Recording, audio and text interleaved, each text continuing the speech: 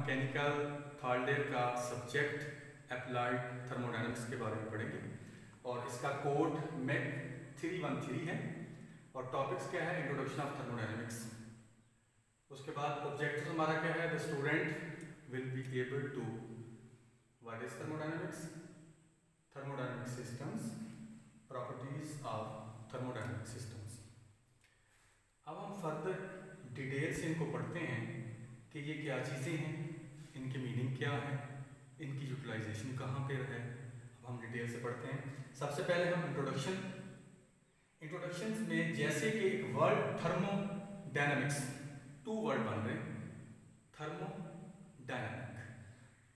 Thermo mean heat, dynamic mean motion.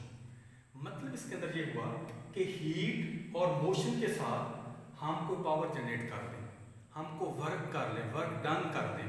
वो कैसे possible है कि हमारे पास अगर वाटर है, हम उसको हीटअप करें तो वो क्या बनेगा, उसके वेपर बनेंगे। जैसे वो वेपर बनेंगे, उस वेपर को मजीद हम वेपोराइजेशन में लेकर जाएंगे तो एक स्टीम बन जाएगी। स्टीम से क्या होगा कि वो स्टीम एक टरबाइन को चलाएगी, टरबाइन से हम पावर जनरेट करते हैं। तो मतलब ये हुआ कि ये पूरा मैकेनिज्म है, ये सब्जेक्ट एक ऐसा मैकेनिज्म है जिसके जरिए हम पावर जनरेट करते हैं या हम वर्क डन ले सकते हैं। किसके जरिए, हम हीट और मोशन के जरिए। जैसे हम हीटअप करेंगे तो उस चीज़ के अंदर एक मोशन आ जाती है। अच्छा, अब इसकी डेफिनेशन क्या है, it is the branch of science which deals with energies possessed by vapors and gas that include conversion of energy। conversion of energy का मीन ये होता है कि एनर्जी एक फॉर्म से दूसरी फॉर्म में कैसे कन्वर्ट हो जाती है। अब हीट एनर्जी को हम मैकेनिकल एनर्जी में कन्वर्ट कर देते हैं।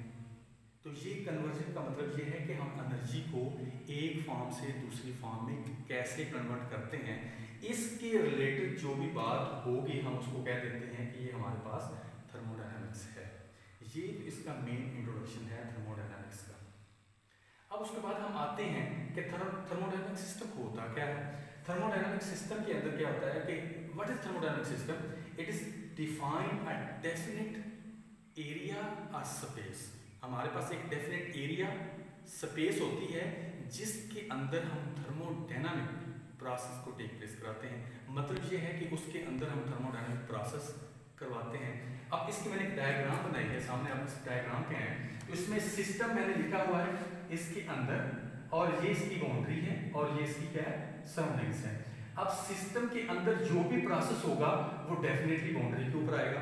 अब हम ये बाउंड्री क्या होती है कि इमेजरी तौर पे हम लेते हैं इसको, बाउंड्री को हम मूव भी करवा सकते हैं। किसी सिस्टम पूरे को एक्सप्लेन करने की बजाय हम छोटा सा उसके पोर्शन को या उसकी स्पेस को ले लेते हैं जिसके अंदर कंप्लीट डिस्कशंस होती हैं।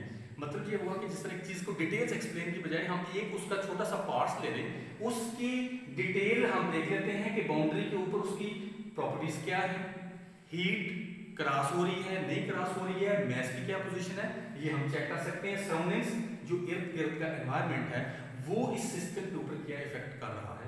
ये हमारा है थर्मोडायनामिक सिस्टम, इसको एक्सप्लेन करने का ये तरीकाकार है। अब उसके बाद आते हैं कि प्रॉपर्टीज ऑफ थर्मोडायनामिक्स। थर्मोडायनामिक्स की प्रॉपर्टीज कौन कौन सी हैं।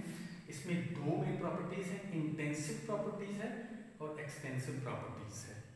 अब इंटेंसिव प्रॉपर्टीज की जैसे डेफिनेशन में लिखा हुआ है, the properties whose value for the entire system is not equal to of their values for individual part of system।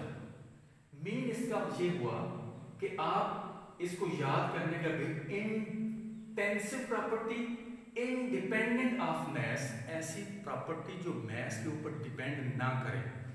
Example उन्होंने दी है, टेम्परेचर है, डेंसिटी है। अब मैं इसको एक्सप्लेन करूंगा। हमारे पास वाटर 1 kg हो, उसका बॉइलिंग टेम्परेचर क्या है हमें पता 100 है। अगर हम उसको 2 kg ले लें तो हमारा कितना है, वो भी 100 है।